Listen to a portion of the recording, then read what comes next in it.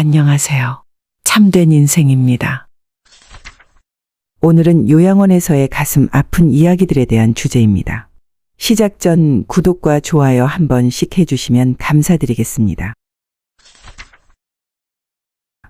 현재 우리나라의 저출산 문제 그리고 고령화 문제가 심각하다는 거 다들 공감하실 겁니다. 현재 우리나라 65살 이상 기준 노인 인구는 약 760만 명 이상이라고 합니다. 2년 뒤에는 1000만 명을 넘어설 예정이며 10년 뒤에는 약 1500만 명에 이를 것으로 예상된다고 합니다. 그래서 2008년 7월부터 노인장 기요양보험을 실시하게 되죠. 혹시나 자세히 모르시는 분들 위해 간단하게만 설명드리겠습니다. 국민건강보험 가입자는 기본적으로 장기요양보험 수급자가 됩니다. 소득과 상관없이 건강보험 가입자 또는 의료급여 수급권자 중 혼자서는 일상생활이 곤란한 65세 노인분들, 치매와 뇌혈관성 질환 및 파킨스병 등 노인성 질환을 앓고 계신 65세 미만도 대상이 됩니다. 요양원은 이름처럼 노인들이 편하게 생을 마감할 수 있는 공간일까요? 또 요양보호사분들은 어떤 마음과 그리고 어떤 삶을 살고 계실까요? 그래서 오늘 시청자분 중 요양보호사로 근무하시는 한모씨님, 저희 구독자님의 실제 사연을 받아 여러분들과 이야기를 나누려고 합니다. 모든 인물의 성함은 가명인 점 참고 부탁드립니다. 그럼 시작하겠습니다. 안녕하세요. 저는 경북 구미에 사는 한 구독자입니다.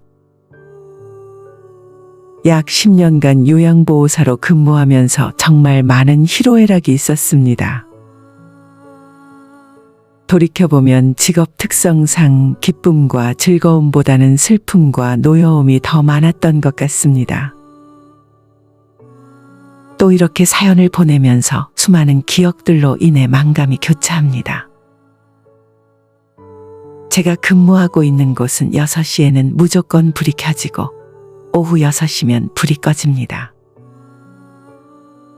모든 일들은 흐트러짐 없이 무조건 정확한 스케줄대로 하루가 흘러갑니다. 요양원에서는 기저귀의 변을 볼 수 있다는 것만으로도 축복 그 자체입니다. 고인이 되신 82살 김복자 할머님께서는 괄약근에 힘이 없어 스스로 변을 보지 못하셨습니다. 갑자기 똥이 나오신다고 하시길래 급히 목욕 변기 아래로 할머님을 모시고 아랫배를 천천히 눌러드렸습니다. 그러더니 크고 묵직한 변이 5분 동안 쉬지 않고 나오셨었습니다. 그 변은 변기가 막힐 정도였는데 이날 할머니께서 본 대변은 약 14일치의 변이셨었습니다. 김복자 할머님은 스스로 먹지도 스스로 변을 보지도 스스로 곡기를 끊지도 못하신 분이셨죠. 그래서 콧줄로만 물과 음식을 섭취하시는 분이셨습니다. 언제 콧줄을 잡아 뺄지도 모르는 탓에 할머니의 오른손은 항상 침대에 묶여 계셨죠. 그래서 할머니께서 2주간 변을 보지 못하셨던 건 당연한 일이었을 겁니다. 그날은 할머님께서 힘도 제대로 거느리지 못하는 손으로 제 두 손을 꽉 잡으시고 말씀하시더라고요. 너무 시원해. 고마워. 정말 고마워. 내 마지막 소원이 화장실에서 대변 보는 거였는데 우리 아들도 안 해줬어. 라고 하시면서 흐느끼면서 우시더라고요. 그런데 이틀 뒤에 김복자 할머님께서는 영정을 맞이하셨죠. 그때 생각하면 아직도 눈물이 맺힙니다. 치매 노인분들은 특히나 스스로 변을 보기도 어려울 뿐더러 침대와 벽에 똥칠을 하시는 건 특별한 일이 아닙니다. 우주복을 입혀드리고 쉽게 벗을 수 없도록 발목과 팔목의 끈을 단단히 조여드려도 한 달에 몇 번씩은 이런 일이 일어납니다. 치매 노인분들이 온몸에 대변이 발라져 있어도 목욕 일정이 아니면 제대로 씻겨 드릴 수도 없었습니다. 그래서 같은 방을 쓰고 계신 다른 노인분들은 그 냄새를 꼬박 버티셔야 합니다. 저희 요양원에서는 관리를 해드려야 될 노인분들이 30명이고 근무하시는 분들이 4분 밖에 되지 않습니다. 욕심 같아선 모두를 정성스럽게 돌봐드리고 싶지만 이런 현실 때문에 그렇지 못합니다. 특히나 요즘은 요양보호사로 근무하시는 분들이 많지가 않습니다. 이 글을 보내면서 영정을 맞이하신 92살이셨던 고 김정철 할아버지도 기억이 생생합니다. 정철 할아버지께서는 알츠하이머 치매성으로 정신이 많이 힘드셨던 분이셨습니다. 키도 훤칠하시고 오랫동안 군인으로 복무하셔서 선아이에 비해 힘도 저희보다 세셨었죠.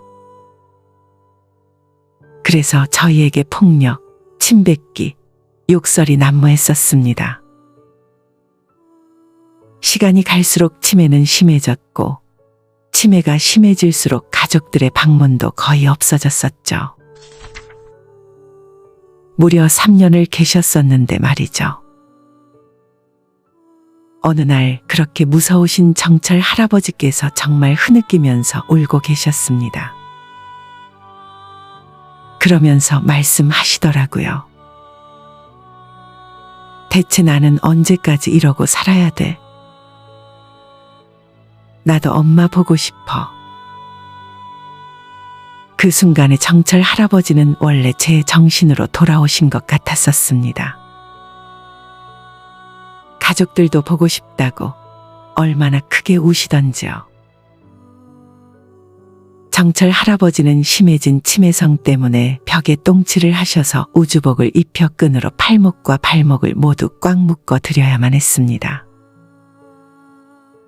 또 손에는 두꺼운 수면 양말을 씌어 테이프로 감아 드려야만 했었고요.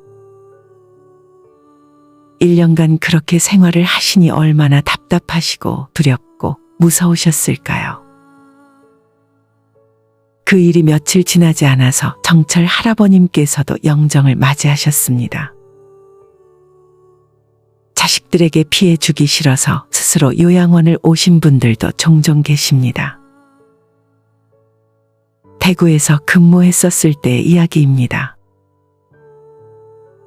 서상의 할머님께서는 요양원에서 부러움의 대상이셨었습니다. 왜냐하면 기저귀를 차실 필요도 없었고 스스로 대소변 그리고 식사까지 스스로 하실 만큼 전혀 문제가 없으셨죠. 보행기만 있다면 해외여행도 다니실 수 있으실 정도였습니다. 20살에 시집을 가셔서 남편을 일찍 여의시고 홀로 시골에서 장사를 하시면서 무려 7남매를 키우신 멋진 분이셨습니다. 홀로 아들 셋에 딸 넷을 키운 대단하신 분이셨죠. 몸도 마음도 너무나 건강하신 분이셨습니다. 요양원에 오시기 전 자식들이 돌아가면서 할머님을 모셨었고 여러 자식집에서 약 10년간 돌아가면서 머무르시다가 손자, 손녀들이 커가면서 자신이 비켜주는 게 맞는 것 같아 요양원에 오셨다고 하시더라고요. 자식들은 모두 다 반대했지만 성의 할머니의 고집은 꺾을 수가 없었다고 합니다. 말은 이렇게 하셨지만 은연중에 말씀하시길 며느리들이 눈에 밟혔다고 하시는데 며느리들이 눈치를 하도 준 것 같더라고요. 자기 밥 해주는 것만 해도 나물 반찬들의 찌개에 매일 하루에 3끼를 꼬박 차리고 돌봐드려야 되니 자기만 없으면 며느리가 숨을 쉴 거라고 하시더군요. 상의 할머님께서는 요양원에서 저의 유일한 담소 친구셨는데 그렇게 몇 년 뒤에 요양원에서 조용히 생을 마감하셨습니다. 돌이켜보면 항상 생을 마감하시기 전에 모두 꼭 한 번씩은 눈물을 흘리십니다. 또 모두 한 번씩은 자식 자랑들을 그렇게 하십니다. 미우나 고우나 자기 자식들이 최고라고들 하시죠. 이게 부모의 마음입니다. 더 많은 이야기들이 있지만 제가 여러분들에게 말씀드리고 싶은 건 저는 나이 먹어도 절대 요양원은 가지 않을 겁니다. 제 부모님도 요양원을 죽었다 깨나도 보내지 않았습니다. 요양소가 나쁘다는 것은 절대 아니지만 요양원에서 건강을 되찾으시거나 가족과 함께 살게 돼서 퇴소하셨던 분들은 본 적이 없습니다. 저희 요양원에 근무하신 모든 관계자분들도 모두 같은 마음입니다. 요양원은 갈 곳이 안 돼. 라고요. 요양원에 계신 분들도 대부분이 빨리 그냥 죽고 싶다라고 애원하십니다. 그냥 죽여달라고요. 너무 고통스럽기 때문이죠. 요양원에 보내는 건 현대판 고려장과 다를 게 없습니다. 요양원에 계신 부모들을 보러 오는 자식들은 1년에 한두 번 올까 말까입니다. 고작 1시간도 안 되는 면회로 노인분들은 너무나도 즐거워하십니다. 그러나 자식들이 떠나면 또 혼자 조용히 눈물을 삼키시죠. 명절 때도 안 오는 자식들도 정말 많습니다. 그래서 여러분들이 요양원을 보내는 것을 꼭 신중하게 고려하셨으면 합니다. 이 영상을 보고 계신 분들 중에 실제로 본인이 모시고 계신 분들도 계실 겁니다. 정말 박수를 쳐드리고 싶고 좋은 일들이 많이 생기실 겁니다. 부디 힘내시길 바랍니다. 또한 이 영상을 보고 계신 분들 중에 아직까지 부모님께서 홀로 지내신다면 연락 한 번이라도 더 드리시는 건 어떠실까요? 살아 계실 때라도 부모님에게 조금이라도 더 관심을 주시길 바랍니다. 아무리 괜찮다고 하시더라도 허리는 더 굽지는 않으셨는지, 대변은 잘 보시는지, 통증은 좀 어떠신지 등 말이죠. 자식들의 따뜻한 말 한마디는 생각보다 더 큰 힘이 되실 겁니다.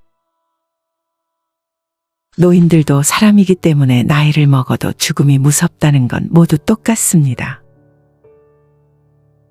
그러니 여유 있을 때라도 더 관심을 들여보세요. 또 참된 인생 영상을 보시는 분들 중에 노년을 맞이하고 또 곧 은퇴를 앞두고 계신 분들이 계실 것 같습니다.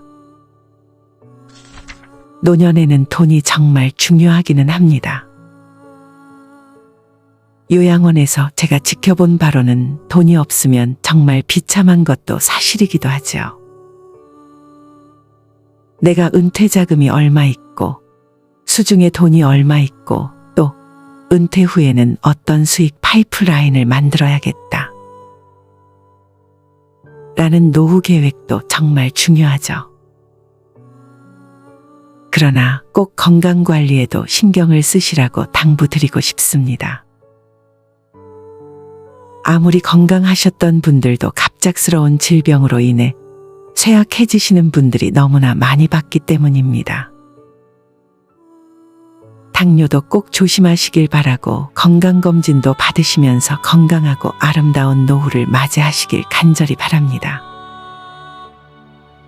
부족하지만 제 글을 끝까지 읽어주셔서 진심으로 감사드립니다. 마지막으로 제가 근무하던 당시 박예자 할머님께서 돌아가시기 전 저희 보호사들에게 남기신 편지를 읽어드리면서 마치겠습니다. 소중한 간호사님, 저는 이제 어느 순간 죽음이 다가온 것 같습니다. 제 삶의 마지막 순간에 간호사님께 이 편지를 남기고 싶어서 이렇게 글을 적습니다. 간호사님께서 제게 보여주신 모든 배려와 관심에 깊은 감사를 표하고 싶습니다. 이 생을 살아온 동안 저는 행복한 순간과 슬픈 순간 그리고 모든 순간을 가슴 깊이 새겨두었습니다. 그리고 간호사님은 그 중에서도 가장 의미 있는 순간 중 하나입니다.